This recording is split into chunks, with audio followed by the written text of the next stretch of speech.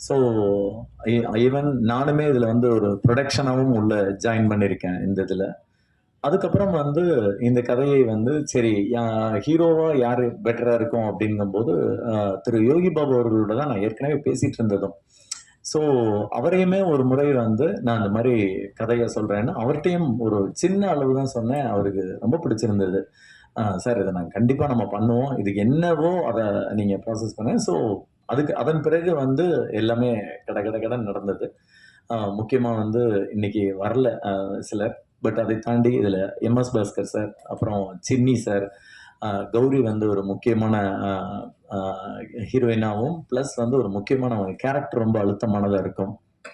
Plus வந்து Madhumitha, Sams, Akshat, சாரா, அப்புறம் வந்து இந்த ஒரு பிரிட்டிஷ்காரருக்கு வந்து ஜெர்மன் மிஸ்டர் ஜெஸ்ஸி அப்படின்னு சொல்லி அவரை கொஞ்சம் காண்டாக்ட் பண்ணி அவர் உள்ள வந்தார். அப்புறம் பாட்டி கேரக்டருக்கு வந்து கொல்லப்புலி லீலா, அவங்க வந்து அப்படி ஒரு அற்புதமான ஆர்டிஸ்ட். அவங்க வயசுக்கு அவ்வளோ டெடிக்கேட்டடாக ஒர்க் பண்ணுவாங்க. ஸோ இப்படி மாதிரி என்ன ஆர்டிஸ்ட்டுகள் எல்லாருமே ஒரு பக்கம் சேர்ந்தோம்.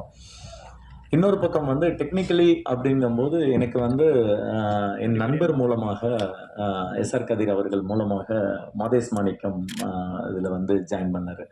ஸோ என்னன்னா இந்த படத்தை பொறுத்த வரைக்கும் இசையும் கேமராவும் ரொம்ப இம்பார்ட்டண்ட்டாக இருக்கும். ஏன்னா இது வந்து கடல் பற்றி எனக்கும் தெரியாது. இதுக்கு முன்னால் அந்த அனுபவம் எல்லாரையும் போலவும் நானும் வந்து கடல் அப்படிங்கிறது நம்ம பீச்சில் போய் கால் நினைக்கிறது அளவுக்கு தான் தெரியும்.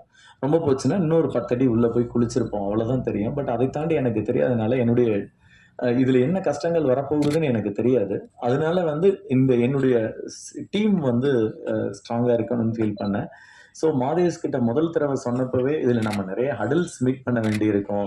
ஏன்னா அப்ப நான் லொகேஷன் கூட பார்க்கல. ஆனால் கதையை மட்டும் நான் உட்காந்து எழுதிட்டு இருக்கேன். ஒரு டேபிள்ல கதை எழுதுறது ஈஸி. பட் அதை எக்ஸிக்யூட் பண்ணும்போது அதுல இருக்க சிரமங்கள், அதை வந்து நம்ம இந்த கேன்வாஸ்க்கு கொண்டு வர்றதுக்கு வேற சில மெனக்கெடல்கள் வேணும். அது ரொம்ப கஷ்டம்னு தெரியும். ஆனால் நான் அப்ப அதை யோசிக்கல. அவங்க 2 பேரும். அண்ட் வந்து ஆர்ட் டைரக்டர் வந்து மிஸ்டர் டி சந்தானம். அவர் இப்போது நம்மிடையே இல்லை, மறைந்து விட்டார்.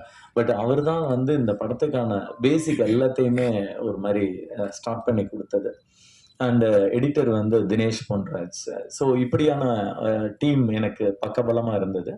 ஸோ அதுக்கு பிறகு வந்து ஒரு கட்டத்தில் வந்து இந்த கதை எல்லாத்தையுமே முடிச்சோம். முடிச்சால் வந்து என்னென்ன கதைப்படி வந்து 3 நாள் வந்து அந்த போட் வந்து உள்ள கடல்ல இருக்கு. ஸோ அப்போ வந்து காஸ்டியூமுக்கு வந்து விலையே இல்ல. எல்லாருக்கும் சிங்கிள் காஸ்டியூம். அதை தான் நாங்க 2ஆ 3ஆ பண்ணி அதெல்லாமே நஞ்சு தொஞ்சு போச்சு. அந்த அளவுக்கு வந்து ஆர்டிஸ்டோட கஷ்டம் அவ்வளவு இருக்கு இதுல. ஸோ ஒரு கட்டத்தில் வந்து ஸ்கிரிப்ட அடாப்ட் பண்ணிட்டு இத கொண்டு போகணும்னப்ப 1943ல வந்து இத பிளேஸ செட் பண்ணியிருந்தோம். ஏன்னா, பொதுவாவே ஹிஸ்டரியில் நம்மளுடைய விஷயங்கள் எல்லாமே மறைக்கப்படுது அப்படிங்கிற ஒரு ஆதங்கம் எனக்கு உண்டு. சுதந்திர போராட்டத்தை பொறுத்தவரைக்கும் வந்து அ ம ம மும்பையையும், டெல்லியையும் சொல்ற அளவுக்கு வந்து சென்னையும், கல்கத்தாவையும் அவங்க வந்து கண்டுக்கிறது இல்ல. பட் பரவால்ல. நம்மளுடைய ஹிஸ்டரி என்னன்னு பார்ப்போம் அப்படிங்கும்போது, அதுவும் குறிப்பா வந்து செகண்ட் வேர்ல்ட் வார் எடுத்துட்டோம்னா 1943 ஒட்டி அ நம்ம வந்து அந்த செகண்ட் வேர்ல்ட் வார்ல இப்ப ஈவன் எடுத்த இங்கிலீஷ் ஃபிலிம்ஸ்ல எல்லாமே கூட நான் சொல்றது அம் அ டொரன்டினோவோட ஃபில்ம் ஆகட்டும், எல்லாத்துலயுமே அங்கங்க குடுக்குற ரெஃபரன்ஸ்ல கூட செகண்ட் வேர்ல்ட் வார் பத்தின ஃபிலிம்ஸ்ல வந்து இந்தியன்ஸே காட்டப்பட மாட்டார்கள். ஆனால் வந்து கிட்டத்தட்ட செகண்ட் வேர்ல்ட் வார்ல 25,00,000 பேர் இறந்திருக்காங்க அப்படின்றது தான் ஒரு ரியல் தகவல். ஸோ இதெல்லாமே சேர்ந்து எனக்கு அந்த செகண்ட் வேர்ல்ட் வார்ல நம்ம ஒரு கன்டென்ட் எடுக்கணும் அப்படிங்கும்போது, அப்ப வந்து சென்னையில வந்து அ ஜப்பான் வந்து பாம் போடுறதுக்கான சமயத்தில், அந்த ஒரு 6 மாத காலம் கொடூரமான நரகமா இருந்தது அப்படிங்கிறத பத்தி, நான் என்னுடைய நண்பர்கள் 2 பேர். அவரு ஸ்ரீ கணேஷ் அப்படின்னு லண்டன்ல இருக்காரு. இன்னொருத்தர் ஜெயராஜ்ன்னு சொல்லி பெங்களூர்ல. 3 பேருமா அந்த தகவல்களை எடுக்க ஆரம்பிக்கும்போது அவ்வளவு கிடைச்சது. அதாவது கிட்டத்தட்ட சென்னைய விட்டு ஒரு 5,00,000 பேர் வெளியில போயிடுறாங்க. 70% சென்னையே காலியா இருக்கு. மீதி இருக்கவங்களும் வந்து அந்த வேர்ல்டு வார் அப்ப வந்து குழியில் பதுங்குறதுக்கோ, அல்லது சிக்னல் வந்தா என்ன பண்ணணும்லாம் போலீஸ் சொல்லிக் குடுக்குறாங்க. எந்த கவர்ன்மெண்ட் ஆஃபீஸும் கிடையாது. அண்ட் வந்து ரேஷன் ஆர் காய்கறி இது எல்லாமே வந்து ஓப்பன் கிரவுண்ட்ல வச்சு வியாபாரம் பண்ற மாதிரியான அந்த அளவுக்கு அதுல வந்து டிஃபிகல்டீஸ் இருந்தது. ஸோ இதெல்லாம் ஒரு மாரி அனலைஸ் பண்ணிட்டு இத பண்ணலாம் அப்படிங்கும்போது, அந்த சமயத்தில் இருந்த போட் வந்து துடுப்பு போட். அது 80களுக்கு பிறகே நம்ம வந்து துடுப்பு போட் கிடையாது. ஸோ அந்த போட்ட வந்து சந்தானம் சார் தான் வந்து கிரியேட் பண்ணாங்க. எல்லா இடத்துலயும் தேடி கடைசியில கேரளால வந்து வல்லம் போட்டுன்றது கிடைச்சது. அதுவுமே பின்பக்கம் கொஞ்சம் மாடிஃபை பண்ண வேண்டியிருந்தது. அப்புறம் ராமேஸ்வரத்துல ஒரு போட், இது 2யும் சேர்த்து அந்த போட் வந்து பண்ணோம். என்னன்னா, எனக்கு எழுதும்போது நல்லா இருந்தது. அது ஒரு 10 பேர் உள்ள உட்கார்ந்தால்ன்னு. பட் எடுக்கும்போது தான் வந்து என்னை விட ஆர்டிஸ்ட் ரொம்ப கஷ்டப்பட்டாங்க. ஏன்னா நெருக்கி நெருக்கி உள்ள உட்காந்துருவாங்க. அவங்களால அசையக்கூட முடியாது. அதுக்கப்புறம் எந்த இடத்துல ஷூட் பண்ணலாம்னு கடல் தேடி கிட்டத்தட்ட தமிழ்நாடோட எல்லா கரைகளுக்கும் போனோம். ஃபைனலா வந்து எங்களுக்கு திருச்செந்தூர் பக்கத்துல ஓரி அப்படின்ற இடம் வந்து ரொம்ப மேட்ச் ஆச்சு. ஸோ அந்த இடத்தில் கடைசியா எங்களுடைய ஷூட்ட வந்து ஸ்டார்ட் பண்ணலான்னு. ஸோ ஷூட்டிங் வந்து நான் முதல்ல டேபிள்ல எதிர்பார்த்த மாரியே ரொம்ப கஷ்டமா இருந்தது. அதாவது எங்களுக்கு ஒண்ணுமே புரியல. ஏன்னா, அ நம்ம வந்து ஃபாரஸ்ட்ல ஷூட் பண்ணியிருக்கோம், மவுண்டன்ல ஷூட் பண்ணியிருக்கோம். அதெல்லாமே வந்து ஒரு கட்டத்திற்கு பின்னால் செட்டில் ஆயிருவோம்.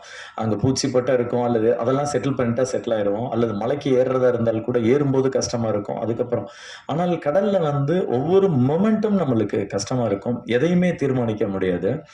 மாதேஷ் வந்து ஒரு ஷாட் வப்பாரு. அத எடுக்கிறதுக்குள்ள ஆர்டிஸ்ட் மேல போயிருவாங்க. அவ்வளவு வேவ் போயிட்டு இருக்கும். எங்களுக்கும் கடலுக்குமான ஒரு ரிதம் பிடிபடுறதுக்கே ஒரு 3, 4 நாள் ஆச்சு. அண்ட் வந்து எங்களுக்கு வந்து சில போர்ஷன வந்து கரைய ஒட்டி கூட எடுப்போம். சில போர்ஷன உள்ள கொண்டு போய் எடுப்போம். ஆர்டிஸ்ட்டுக்கு சில பேருக்கு நீச்சல் தெரியாது. எங்களுடைய மீனவர்களை வந்து சுத்தி நீந்த வச்சிருப்போம். அவங்களுக்கெல்லாம் தண்ணிக்குள்ளேயே இருந்து கை, கால்லாம் கூட வெளுப்பாயிரும். நெறைய நேரங்கள்ல எக்யூப்மென்ட்ஸ் டிராப் ஆயிருக்கு. இந்த மாதிரியான இது இல்ல. ஸோ ஒரு கட்டத்தில் டெக்னிக்கலி எங்களுக்கு இந்த மாதிரியான ஃப்ளா இல்ல. ஏன்னா, அம் ஒரு ஒரு சிங்கிள் செகண்ட்ல வந்து ஒரு அலை வந்துச்சுன்னா, டோட்டலா எல்லாமே மாறிரும். ஆ ஒரு ஒரு சீன் பாதி எடுத்திருப்போம். அந்த லைட்டிங் அடுத்த 2 நாளைக்கு கிடைக்காது. திரும்ப லைட் மேட்ச் பண்றதுக்கு வெயிட் பண்ணுவோம். இப்படியான கஷ்டங்கள். ஆர்டிஸ்ட்டை பொறுத்தவரைக்கும் என்னன்னா, இது ஒரு ரொம்ப சேலஞ்சா இருந்தது. எனக்கு வந்து உள்ள போனாலே தல சுத்தும் எல்லாருக்குமே. அது அவங்க வந்து அதை தாண்டி பயங்கர எமோஷனலா, பயங்கர காமெடியா என்னெல்லாம் பண்ணணுமோ அதை பண்ணிட்டே இருப்பாங்க. ஆ உண்மையிலே இதுல வந்து இந்த ஒட்டுமொத்த டீமோட கடினமான உழைப்பு மட்டும் தான் போட் தவிர்த்து, இதுல நான் என்னுடைய பங்கு மட்டுமே கிடையாது. இதுல இருக்க ஒவ்வொருத்தருடைய உழைப்பும், வியர்வையும் அவ்வளவு இதுல கலந்திருக்கு. ஸோ ஃபைனலா வந்து இந்த இந்த கஷ்டங்களை தாண்டி ஒரு வழியா அங்க நாங்க அந்த படத்தை ஷூட் பண்ணி முடிச்சோம். ஒரு ஒரு பெரிய அனுபவமாக இருந்தது. ஏன்னா, கடல் என்னை பொறுத்தவரைக்கும் அது ஒரு தனி உயிரினமா தான் பார்க்கிறேன். அது சில நேரங்கள்ல கோவமா இருக்கும், சில நேரங்கள்ல அமைதியா இருக்கும். அத வந்து ஒரு தனியாவே ஒரு ஒரு நம்ம நாய் வளர்க்கும்போது எப்படி வந்து அதோட பல நேரங்கள்ல ஒவ்வொரு நேரமும் குணம் மாறும். அந்த மாரி கலர்ஸ் நம்ம வந்து அவுட்டோர் லொகேஷன் சொல்லுவோம். ஆனால் வந்து அதிலேயே ஒரு 20 கலர் இருக்கும். காலையில தொடங்கி ஈவினிங் வரைக்கும். ஸோ இதெல்லாம் முடிஞ்ச அளவுக்கு நாங்க என்னெல்லாம் சந்திச்சோமோ, எங்க எக்ஸ்பீரியன்ஸ் என்னெல்லாம் இருந்ததோ அதெல்லாமே கேப்சர் பண்ணி ஒரு ஃபில்மா நாங்க வந்து கொண்டு வந்திருக்கோம். கண்டிப்பா இந்த படம் வந்து சுவாரஸ்யமா அண்ட் எல்லா விதத்திலும் உங்களை சாட்டிஸ்ஃபைட் பண்ற மாதிரி இருக்கும் அப்படின்னு நாங்க நம்புறோம். அண்ட் இதுல எங்களுடைய கஷ்டம்ன்றது வந்து என்னன்னா, இதுல யார் போய் எடுத்தாலும் கஷ்டம் தான். அதனால நாங்க தான் கஷ்டப்பட்டோம்னு சொல்லல.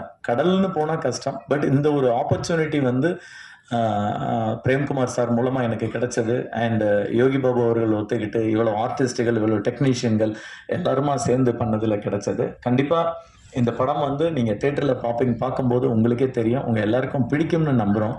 ஸோ எங்க டீமுக்கும் சரி, எங்க எல்லாருக்கும் சரி, உங்களுடைய we need your love and support.